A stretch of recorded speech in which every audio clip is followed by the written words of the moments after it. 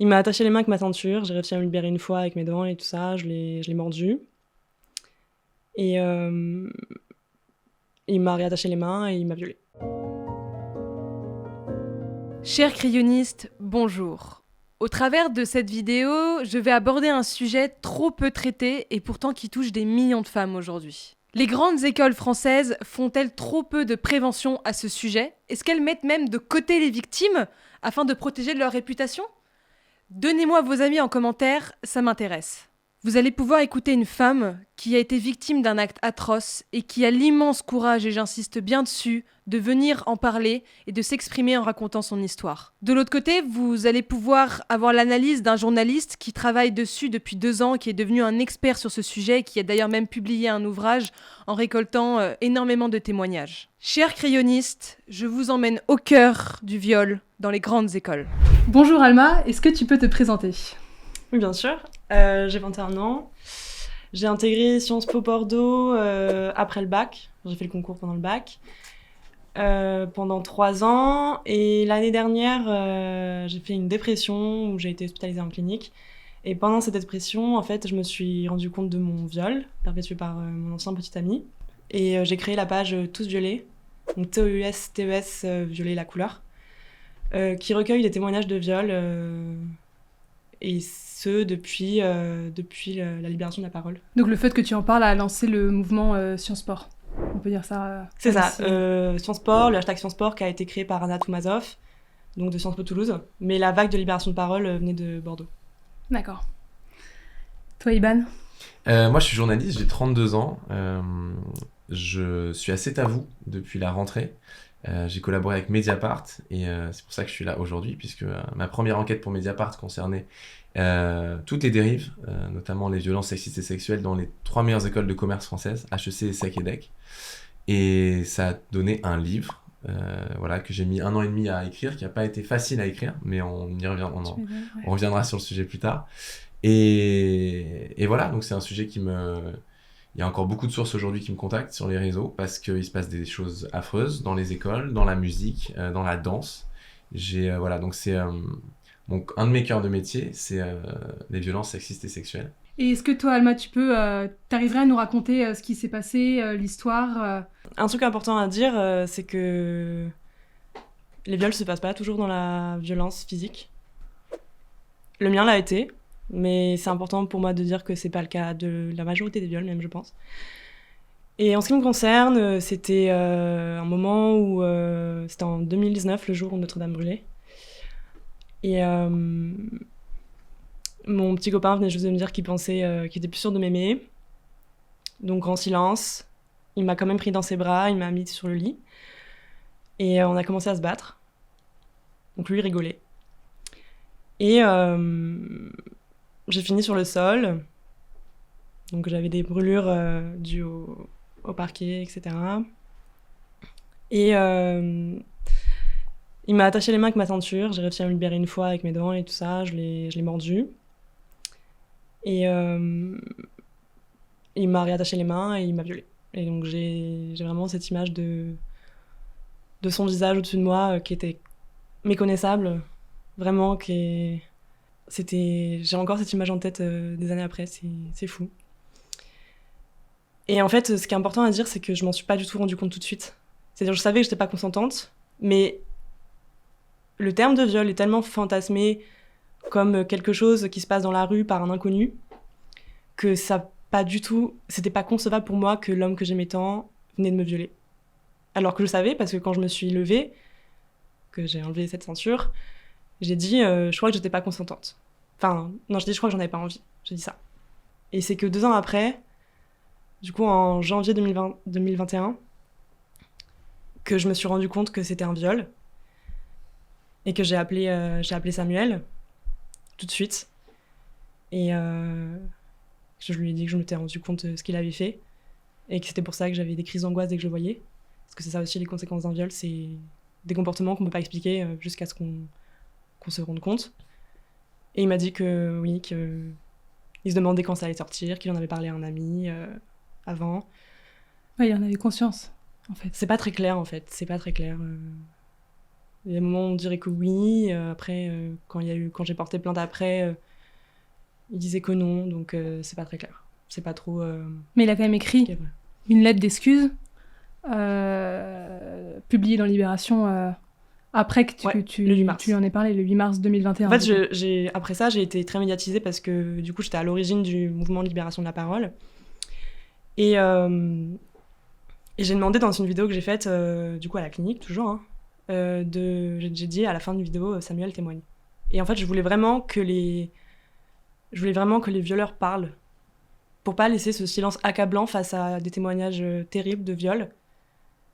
Enfin, où sont les violeurs, quoi ? Alors que il y a tellement de victimes qui souffrent dans le silence, dans la honte. C'est bien que c'est des gens qui sont parmi nous. Et donc j'ai demandé à ce que Samuel témoigne, et c'est ce qu'il a fait du coup le 8 mars, en une de Libération, qui a fait très scandale dans la sphère féministe. Et donc il a témoigné, et c'était pas une lettre d'excuse du tout, c'était un espèce de témoignage où il revendiquait ce qu'il avait fait. Comment tu as pris cette médiatisation soudaine, parce que c'est pas commun que Libération fasse une une aussi choc, et j'ai trouvé quand même un petit peu brute, dans le sens où elle a été un petit peu expliquée dans l'édito, dans mon souvenir, mais ça a été balancé comme ça, comme un témoignage commun en fait. Et je me suis demandé, c'est quand même beaucoup de poids sur les épaules, je me suis demandé comment tu l'avais reçu. La lutte que j'ai menée toute à cette période, et encore aujourd'hui, ça m'a vraiment permis de donner du sens en fait. Donner du sens à mon viol et à cette horreur, parce qu'un viol, c'est pas... On parle beaucoup de résilience, mais moi je suis pas d'accord, il y a des choses, c'est pas... On n'en sort pas meilleur, hein. Et je pense pas qu'un viol, on en sort meilleur. Par contre, en parler, recueillir la parole des autres, partager ses expériences, aussi malheureuses soient-elles, ça rend meilleur. Et c'est vraiment ça qui m'aidait à tenir. C'était très dur, c'était beaucoup de pression, mais c'est aussi ce pourquoi je me battais. C'est la première fois qu'on se rencontre, Alma, mais je trouve que t'es debout et c'est hyper fort. Ouais. Vraiment. C'est vrai que en parler comme ça, aussi facilement, alors que c'est un sujet qui touche aujourd'hui des millions de femmes, je pense, de se rendre compte qu'on a été violée parce qu'on n'est pas consentante. Comment tu pourrais l'expliquer à une jeune fille qui, ça se trouve, était avec son copain et son copain a fait quelque chose, mais pour elle, c'est pas du viol parce que c'est son copain et que juste elle a dit non après, mais que sur le coup, elle a pas dit oui, mais que son copain l'a quand même fait. Du coup, est-ce que c'est du viol, ça, ou c'est... Dans 90% des cas, donc dans 9 cas sur 10, c'est un proche de la victime. Et c'est rarement évident, en fait. Et je pense que la clé de tout, c'est le consentement, c'est le respect. C'est-à-dire que quand on commet un acte, quel qu'il soit, sur quelqu'un, c'est pas nous qui savons la conséquence que ça a sur l'autre personne. Et dans cette optique-là, pour être certain que ce qu'on va faire ou ce qu'on fait n'ait pas de conséquences graves sur cette personne-là, c'est de lui demander. Et ça, c'est des choses qu'on n'enseigne pas du tout à l'école, qu'on n'enseigne pas même dans les grandes écoles. Il y a vraiment une méconnaissance de ce qu'est le viol et des conséquences que ça a. J'ai l'impression qu'on est même moins bien formé dans les grandes écoles. Et je pense que la différence, peut-être avec les grandes écoles, c'est qu'il y a cette idée-là qu'on est exemplaire, qu'on est l'élite, et que du coup, quand on a en si haute estime soi-même et ses élèves, on va pas imaginer que ça puisse être possible. Et c'est marrant parce qu'une amie de Sciences Po que j'ai appelée récemment m'a raconté que le nouveau directeur de Sciences Po Bordeaux a fait un discours de rentrée et il a parlé de Sciences Po très rapidement et en sous-entendant en gros que de toute façon il savait très bien que les élèves ici étaient responsables et que ça allait pas arriver. C'est des gens qui vont avoir, pour caricaturer un tout petit peu, qui vont avoir les manettes du pays dans quelques années, vraiment. Et donc en fait qui vont assez insidieusement impulser une culture du travail qui est liée à la culture du viol. C'est-à-dire que si pendant tes études à HEC, tu as pu bisuter, harceler des filles, jouer avec leur consentement, violer, agresser, qu'est-ce qui t'empêchera dans 10 ans, quand tu auras encore plus de responsabilités et quand tu auras une équipe de 50 personnes sous toi, dont des stagiaires et des jeunes qui ont juste envie de faire leurs preuves et qui sont prêtes à tout faire, qu'est-ce qui t'empêchera d'avoir une remarque sexiste, de mettre une main aux fesses dans l'ascenseur, voire pire? Rien. D'autant Rien. plus. C'est une question de responsabilité. D'autant plus, j'ajouterais que le viol, c'est un rapport de pouvoir. Exactement. Et que plus on a de pouvoir, plus on est susceptible de commettre ces actes sans du tout poser la question. Pour vous, pour toi, je te pose la question, avec tout ce que tu as recueilli et toute ton enquête, tu penses pas qu'il faudrait même faire de la prévention dès le lycée, finalement? Si, bien sûr. Parce que oui, il y a les grandes écoles qui doivent faire attention, mais n'importe quelle école en soi. Parce que voilà. c'est pas parce qu'après ils vont, entre guillemets, créer l'élite, je mets bien des guillemets à ça, de la société, que c'est forcément eux qui doivent montrer l'exemple. Tout le monde, en soi, devrait... On est d'accord. Mais il y a un autre problème dans ce que tu soulèves, c'est que, étant donné que... Enfin, c'est un cercle vicieux. C'est-à-dire que, étant donné que ces écoles-là sont l'élite, avec d'énormes guillemets, Alma, je pense que tu me rejoins, l'élite, quelle élite? C'est quoi, Non, mais c'est pour ça que j'ai mis les guillemets. Bien sûr. Non seulement elles pensent que tous leurs élèves sont responsables, mais en plus, étant donné qu'elles ont une image à défendre, et ça, je le dis très souvent, mais HEC, c'est plus de 15 000 € l'année, en programme grande école. Donc en fait, avant d'être des étudiantes et des étudiants, les jeunes qui sont dans ces écoles-là sont des clients. HEC est une boîte qui doit faire de l'argent. Et donc, étant donné que tu dois faire de l'argent, contrairement à, je sais pas, on va prendre une fac, contrairement à une fac de droit de province, par exemple. Étant donné que tu dois te faire de l'argent, ces boîtes-là donc ont une pression financière à assumer, elles ne peuvent pas se permettre que ça sorte au grand jour. Et donc elles font tout pour étouffer, cacher. Mais tout. Moi j'ai des sources qui m'ont dit, Iban, la direction fait la chasse aux sources et commence à interviewer des gens du BDE, des gens qui, voilà, des gens qui sont suspects. Non mais enfin, chasse aux sources. Alors que je sais pas si vous avez vu ce qui s'est passé à Centrale Supélec en début d'année, mais honnêtement, je suis très très carré sur ce sujet-là. C'est mon sujet d'enquête depuis 3 ans. Le directeur de Centrale Supélec, ce qu'il a fait, de rendre public ces chiffres-là en disant on prend le taureau par les cornes, c'est terminé et ok, peut-être qu'on va égratigner notre image à court terme, mais à long terme, les étudiants se sentiront mieux sur le campus. Mais c'est historique. Ouais, je suis d'accord. C'est historique. Il a un courage. Honnêtement, j'ai jamais vu ça. Est-ce qu'on a entendu les écoles de commerce se prononcer sur ça? Est-ce qu'on a entendu les écoles de commerce peut-être de façon moins lâche qu'elles ne se comportent depuis 3 ans dire eh ben on va se mettre dans le chemin de Centrale Supélec, qui est une grande école, hein. On va se mettre dans son chemin. Et on va rendre public les chiffres pour nous mettre une petite pression sur les résultats dans quelques années. Rien du tout. Moi, il y a une question que je voulais te poser, Ivan. J'ai vu que dans ton livre, tu parlais des soirées HEC qui s'appelaient Au bonheur des Oulettes. Ouais. Tu peux nous expliquer? Super titre, en tout cas, Au bonheur des Oulettes. Ouais. Moi, ça m'a beaucoup intéressé, Au bonheur des Oulettes. Pourquoi? Parce que c'est systémique. C'est-à-dire que sur les 3 écoles, dans les 3 écoles sur lesquelles j'ai enquêté, ce principe de soirée est commun. Au bonheur des Oulettes à HEC devient Ladies First à l'EDEC et Au bonheur des putes à l'ESSEC. Donc là, il n'y a même plus la place pour des espèces de périphrases. Le principe, il est très simple. Et franchement, c'est un des meilleurs exemples de la culture du viol de mon bouquin. Régulièrement, une fois toutes les 2 semaines, le BDE organise une soirée qui s'appelle Au bonheur des Oulettes à HEC. Okay, organisée. Ils ont arrêté. Je vais vous raconter après comment. Cette soirée, elle est simple. De 20h jusqu'à 11h, de 20h à 23h, seules les étudiantes sont acceptées. C'est-à-dire que tu es un garçon, tu ne peux pas laisser de soirée. Pourquoi? Parce que... Ils veulent qu'elle se bourre la gueule avant. Alors, les barmen du Zinc, à l'époque, le bar d'HEC, le bar étudiant HEC, servaient de l'alcool en quantité illimitée aux étudiantes, gratuit, et ensuite, seulement à 23h, les étudiants avaient le droit de venir. Et d'ailleurs, ils s'appelaient dans leur boucle interne les enfoirés. Donc les enfoirés débarquent.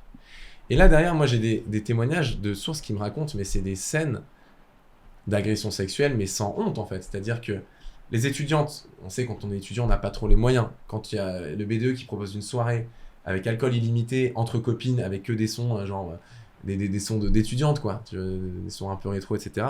Bah, t'es hyper contente. Ça va te faire ta semaine, t'as sorti avec tes copines. Et à 23h, t'as une horde de mecs qui arrive, et là c'est agression sexuelle. Tu veux dire que les filles ne se rendaient pas compte non, que... bien sûr. Et là je parlais avec une de mes sources à HEC là, il y a à peu près 1 heure, qui me disait mais il y a même des filles qui se sont énervées quand les soirées se sont terminées, qui ne se rendaient pas compte de la culture du viol dans laquelle elles étaient mises, presque de force en fait. Il y avait aussi...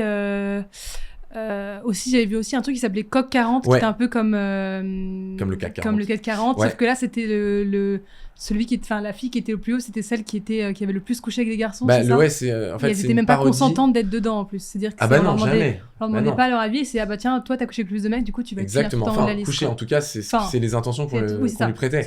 Donc ça, c'est encore plus insidieux. C'est un journal étudiant qui s'appelle le EDH, EDEC, c'est un jeu de mots avec mal de tête et EDEC, qui a quand même été publié sur le campus pendant près de 40 ans Certains directeurs demandaient même une copie sur leur bureau parce que ça les faisait marrer. Donc dedans, tu avais le fameux chapitre de la pute du mois ou de la pute de l'année. Donc là, on fait un montage photo sexuel avec plein de sexe qui entoure un visage et avec le vrai nom de l'étudiante et avec toutes les relations qu'on lui a prêtées. Et alors, le truc le plus courageux de tout ça, c'est que ce journal-là a été édité par des rédacteurs anonymes. Voilà, donc on ne sait pas qui c'est. Enfin, la direction savait qui c'était. Mais les étudiants ne savaient pas qui c'était. C'est hallucinant. Mm. Et je me demandais, toi, Alma, après ton témoignage, t'as reçu des retours négatifs, des gens qui t'ont, je sais pas, insulté, qui ont dit que tu mentais, enfin, comment t'as vu En fait, à partir du moment où une femme dénonce un fait de violence sexuelle, c'est tout de suite une menteuse. Dans l'esprit des gens, en tout cas, c'est possible que ce soit une menteuse, et c'est la première chose qui vient à l'esprit des gens. Ça, c'est sûr. Et il y avait quelque chose de très intéressant, c'est que quand j'étais passée au JT de Morandini, c'était sur Énergie 12, dans Crimes et faits divers, il y avait des commentaires qui disaient Morandini invitait une vraie victime. Parce que, en fait, il considérait que parce que j'avais encore des sentiments pour mon violeur, parce que j'aimais encore mon violeur, j'étais pas une vraie victime. Et ça montre vraiment il y a vraiment une incompréhension du viol conjugal et une impossibilité pour eux. À partir du moment où c'est un viol, on haït forcément son agresseur, alors que c'est très complexe. Évidemment qu'on est détruite, mais surtout parce que c'est quelqu'un qu'on aime. Et en fait, les sentiments qu'on ressent pour son agresseur, ça fait partie, en fait, prenante des conséquences Forcément. d'un viol, quel qu'il soit. Et ça, c'est ce genre de commentaires, ouais, c'était vraiment représentatif de cette incompréhension qui est endémique, en fait, de ce que c'est un viol conjugal. Et le tabou, quoi. Il y a encore dans l'esprit des gens cette conception que finalement, il y a le devoir conjugal. Que oui, l'épouse doit écarter les cuisses à tout moment quand le mari le demande. Ouais, vraiment, sinon, il ça, fait la c'est gueule. sûr. Et puis, Ouais. Ça me fait penser à deux choses. La première, c'est que tu dis que c'était important pour toi de témoigner avec ton vrai nom et ton vrai Ouais. prénom. Et ça me fait penser à, je sais pas si vous vous souvenez de l'interview de PPDA, Ouais. qui fait une interview sur Quotidien, Ouais. suite aux premières accusations. ça. Et c'est Ouais. quoi son principal argument? C'est mais elles sont anonymes. C'est en fait une invisibilisation des victimes parce qu'elles donnent pas leur nom et leur prénom. Donc c'est pour ça que je trouve que pour le coup le témoignage d'Alma est hyper fort. Et Ouais. deuxièmement, tu parles de vraies victimes, fausses victimes, c'est tout le truc que tu as vécu toi dans les commentaires. Je rappelle un chiffre, c'est que quand une victime a le courage de porter plainte, les stats elles sont connues, c'est moins de 2% les fausses plaintes. Les plaintes les fausses plaintes de viol, c'est moins de 2% des plaintes. Et j'ai l'impression pour le coup que on parle, en tout cas dans les commentaires, ça parle autant des fausses plaintes que des vraies plaintes. C'était Il y a vraiment moins de 2%. ouais, c'est hallucinant et moi j'ai beaucoup avec des personnes plus âgées que moi d'une autre génération parce que j'ai 21 donc je suis quand même assez jeune. Il y a ce truc là de oui mais bon tribunal populaire quand même MeToo ça fait des dégâts on sait pas on n'est pas à la justice on sait pas etc. Mais vous savez à quel point c'est minime les fausses accusations et à quel point à l'inverse c'est que 1% des viols qui sont punis en France 1%. Vous imaginez enfin on parle pas de la même chose en fait et en fait les gens dans leur esprit c'est deux poids deux mesures, c'est-à-dire oui il y a des vrais viols mais il y a aussi beaucoup de faux viols, sauf que non, dans 99% des cas c'est des vrais viols qui ne sont pas condamnés. Donc non vraiment il y a vraiment c'est vraiment une légende urbaine quoi. Les gens ne sont pas du tout éduqués à ces chiffres et à cette réalité. T'étais encore à Sciences Po quand l'histoire est apparue publiquement, quand t'as commencé à en parler et que ton copain a publié J'étais en clinique, donc j'étais en gros, c'est comme si j'étais à Sciences Po, mais En je pause. savais pas encore. Ouais. Voilà, c'est en pause. Et après, j'ai arrêté. Et t'as eu un retour de leur part quand toute la nouvelle s'est su publiquement? En fait, j'ai demandé, j'ai fait un peu du mailing à un moment, en envoyant à tous les profs mon témoignage. Et du coup, j'ai pu parler avec mon directeur d'études et le directeur de Sciences Po, Yves Deslois, en privé, en caméra. Du coup, j'ai eu 1 heure d'entretien avec chacun d'eux. Et mais bon, Ils ont réagi comment? bah, ils étaient dans la posture de la personne qui écoute, repentant, on veut apprendre.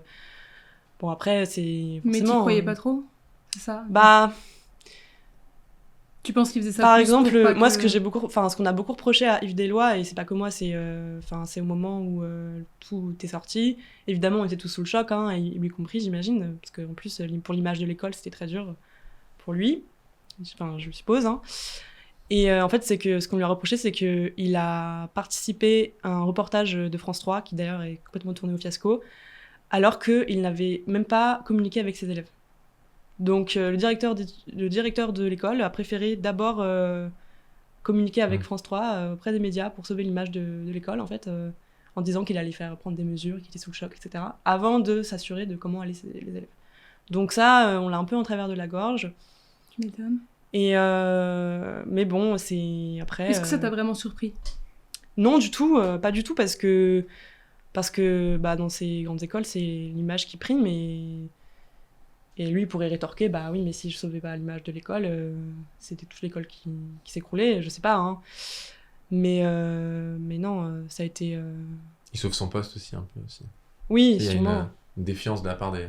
J'ai fait une conférence avec Sandrine Rousseau et l'année dernière et le boss d'Audencia à Nantes, qui s'appelle Christophe Germain. Okay. Mais il avait un discours, il m'attaquait mais comme un roquet quoi. Il me disait non mais c'est des faits qui sont faux, qui remontent il y a très longtemps, etc. Et en fait il y a une espèce de digue qui veut pas céder, c'est que c'est des dirigeants de ces grandes écoles là. En fait ils peuvent pas se permettre, c'est des postes très politiques et ils peuvent pas se permettre d'admettre que ça se passe sur leur campus et ça se passe littéralement sur leur campus. Mais ils ont perçu comment ton livre, Les grandes écoles? Oula. T'as eu des retours? Ouais, j'ai eu des retours. Non, mais pour le coup, étant donné que j'ai quand même beaucoup bossé ce sujet et que ça m'a pris beaucoup de temps, j'ai des sources dans les administrations de ces écoles-là. Donc j'ai des retours de gens qui sont, voilà, qui discutent avec ces directeurs. Il y a des gens qui ont été renvoyés? Non, parce que T'es anonyme ou... bah alors, dans mon livre, c'est quasiment que ce qu'on appelle, pas du off, mais les sources sont anonymisées. J'ai très peu de on. Mais après, les cas que je décris, les directions ont deviné de qui je parlais aussi, tu vois. Mais c'est vrai que, oui, bien sûr, j'ai eu des retours. Ça avance. Alors, c'est intéressant que tu me poses la question. J'ai une source de l'ESSEC qui s'appelle, elle, qui est en on, qui s'appelle Charlotte Kaya, qui a créé les Méduses, qui est une asso féministe assez géniale et qui s'est créée parce que l'ESSEC avait énormément de problèmes de VSS. Au tout départ de la création des Méduses, la direction ne les écoutait même pas, répondait pas aux mails. Et en plus, et je pense que c'est quelque chose que tu as dû voir, Alma, c'est terrible, mais c'est une cause quand même très positive, le féminisme. Et j'ai l'impression qu'il y a quand même des batailles de chapelle. Et quand les Méduses se sont créées, certaines autres associations féministes de l'ESSEC ont pensé qu'elles voulaient voler un peu enfin, qu'elles marchaient sur leur plate-bande. Donc il y a eu des espèces de règlements de compte un peu insidieux entre assos féministes qui aident pas la cause, pour le coup. Mais aujourd'hui, ça se passe beaucoup mieux. Il y a He4She à l'ESSEC qui œuvre aussi le féminisme. Et donc, ça avance un petit peu à l'ESSEC. À HEC, pas du tout. Je me suis entretenu avec une de mes sources qui a été violée il y a près de 3 ans. Et la direction continue de mettre sous le tapis ce cas-là. Ma source vient de me le rappeler.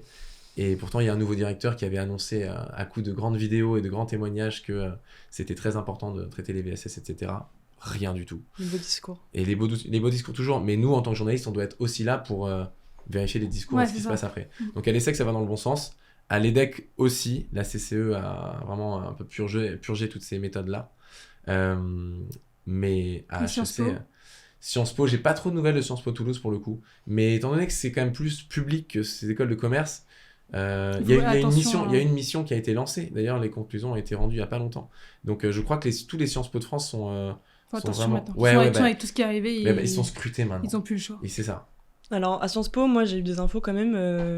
Il y a bien des choses qui ont été mises en place. Par exemple, la formation des directeurs d'associations, ils ont dû être formés au consentement. Il y a aussi eu une ligne qui a été ouverte pour que les étudiantes puissent en parler, etc. Mais sauf qu'en fait, c'est qu'il y a des mesures qui sont mises en place, mais ça marche pas. Enfin, c'est comme si il y avait de nouveau une omerta autour de ce sujet. Et par contre, ce qu'ils ont fait, c'est qu'ils avaient très peur pour leur image à la Sciences Po, et du coup, ils ont interdit beaucoup de soirées avec alcool. Donc, mais du coup, ça véhicule encore l'idée que finalement, c'est sous l'alcool. Oui, bien sûr. C'est ça, c'est à cause de l'alcool qui se passe ça. Alors que pas du tout. C'est intéressant que tu me dis ça. à l'ESSEC, la source que j'ai dans mon bouquin qui a été violée, quand son directeur des études s'entretient avec elle à propos de ce viol, bon, il va questionner son rapport amoureux et si elle trouve beau son violeur, ce qui est déjà quelque chose. C'est hyper choquant, c'est très traumatisant. Et il va aussi lui demander quelle quantité d'alcool elle avait bu. Comme si c'était une circonstance atténuante pour le violeur. Ah mais non, mais elle avait bu, donc ça va, presque. Alors que c'est l'inverse, il utilise ce terme contre elle. Mais il faut rappeler que dans la loi, c'est une circonstance aggravante. Hein, attention. Bien sûr. Oui. Pour conclure, une dernière question que je voulais vous poser, c'est pour vous, quelle est la solution pour faire avancer les choses, pour que les femmes qui ont été victimes d'agressions sexistes ou sexuelles puissent en parler librement? Qu'est-ce qu'il faut faire? Est-ce qu'il faut mettre la prévention plutôt à l'école, au lycée? Pour vous, c'est quoi donc, ce sont quoi les solutions à mettre en place? Pour moi, il y a une seule solution pour en finir avec le cercle vicieux que décrivait Iban, c'est vraiment l'éducation. Il n'y a pas d'autre solution. C'est éduquer au consentement, au respect, et ce, dès le plus jeune âge. Il faut qu'il y ait des matières spécifiques, je pense. Au lycée? Au lycée, même avant, au collège, même en maternelle, parce que quand on sait qu'il y a 3 enfants par classe qui sont violés, et pour moi, c'est essentiel que dès le plus jeune âge, on enseigne aux enfants que si, leur consentement est important et que leur corps, ça leur appartient, et il n'y a qu'eux qui décident de ce qu'on en fait ou pas. Je comprends. Moi, je vois une autre solution. Alors, ne croyez pas que je sois pour le tout répressif, mais en fait, la prévention, c'est très bien, mais il faut qu'il y ait des sanctions. Ouais. Et, en fait, si tu veux, le plus gros point que je sors dans mon livre, et ce que personne n'avait compris, c'est que pourquoi ces écoles-là, ces écoles de commerce ne sanctionnent pas, c'est parce qu'elles se cachent en fait derrière quelque chose qui est faux. C'est que pour ces directions-là, si les étudiantes ne portent pas plainte à la police, elles ne peuvent pas, elles n'ont pas la prérogative d'agir sur leur parcours académique. Bien sûr que si. Ça, je le dis, j'espère qu'il y a des étudiantes en école de commerce qui me regardent. Bien sûr que si. C'est pas même sans porter plainte, si vous avez été violé ou agressé, votre directeur, il est obligé d'en avertir. D'ailleurs, normalement, il a une responsabilité, il doit en avertir la police, mais il peut très bien suspendre, voire exclure un étudiant, et il peut mener sa propre enquête à lui, en fait. Donc ça, il faut arrêter avec ça. Il faut qu'il y ait plus de sanctions, ça c'est bien sûr. sûr. Et je terminerai sur le fait qu'à l'ESSEC, et c'est très très très grave, il y a une charte qui s'appelle la charte de respect d'autrui, qui a été mise en place il y a 3 ans, et ça va dans le bon sens. C'est une charte que toutes les étudiantes et tous les étudiants doivent signer avant de mettre un pied sur le campus à Cergy, dans laquelle il est rappelé ce qu'est une agression sexuelle, etc. Oui, mais après, est-ce qu'ils le lisent vraiment? Alors, ça, c'est une première question, tu as raison, mais le plus gros point à se rappeler sur ce thème-là, c'est que cette charte-là, en fait, c'est un effet d'affichage parce qu'elle n'est pas intégrée au règlement intérieur. Et donc, elle ne contraint pas les étudiants. C'est juste un papier qui montre « Ah non, mais regardez, en fait, on a fait une super charte. » Mais en fait, derrière, vu qu'elle n'est pas intégrée au règlement... Là, il y a 2 problèmes là-dessus. Le premier, c'est qu'il faudrait que les gens lisent la charte. Est-ce que toi, tu as déjà lu un règlement d'école quand tu étais à l'école? Moi, personnellement, non. C'est une bonne question. Ou si je le feuilletais, mais... Mais là, c'est quelque chose... C'est pas le règlement d'école. Oui, mais du coup, c'est c'est que généralement, des papiers d'école à signer, les élèves, comme ils savent que c'est automatisé pour tous les élèves, ils le signent. Enfin, ils le signent, mais ils le lisent jamais. Donc, ça veut dire qu'il faudrait déjà les forcer vraiment à le lire, ou faire même une conférence dessus, où à la fin, ils vont le lire. Et après, bien sûr, le mettre dans le règlement dans ce cas-là, mais pour moi, il y a 2 choses là-dessus, et pas que de le foutre dans le règlement. Mais pour moi, cette charte, c'est pas forcément ça le plus important. Enfin, parce qu'en fait, les agressions sexuelles que tu décris, c'est totalement un visage découvert. Ça se voit. Ouais. Ça se voit. Et donc, c'est des choses sur lesquelles les directeurs peuvent très bien agir dès qu'ils voient une agression sexuelle, dès qu'ils voient une remarque sexiste, agir, sanctionner directement. Et qu'il n'y ait pas de tolérance avec ce genre d'acte. Et il faudrait que toutes les femmes qui ont vécu ça puissent en parler librement, sans avoir honte, parce que pour moi, c'est pas une honte, mais au contraire, c'est une force d'arriver à en parler. Donc, c'était très touchant de vous recevoir tous les deux, mais particulièrement toi, Alma, parce que c'est vrai que ça doit pas être évident. Et bravo d'arriver à en parler aussi facilement. Et je pense que tu montres l'exemple pour beaucoup de femmes qui sont dans la même situation que toi et qui n'osent pas en parler. Donc, continue comme ça. Merci. Et toi aussi. Moi, je continue à enquêter. Il y a 2 choses qui vont sortir. Voilà, c'est ça, voilà, exactement. Il faut dénoncer tout ce qui se passe. Merci au crayon, en tout cas. Ouais, merci à vous, c'était un vrai plaisir de vous avoir reçu. Cet épisode de Haut-Cœur est terminé, j'espère qu'il vous a plu. Si c'est le cas, mettez un like et abonnez-vous au crayon et lâchez aussi un petit commentaire. C'était Sixtine pour le crayon.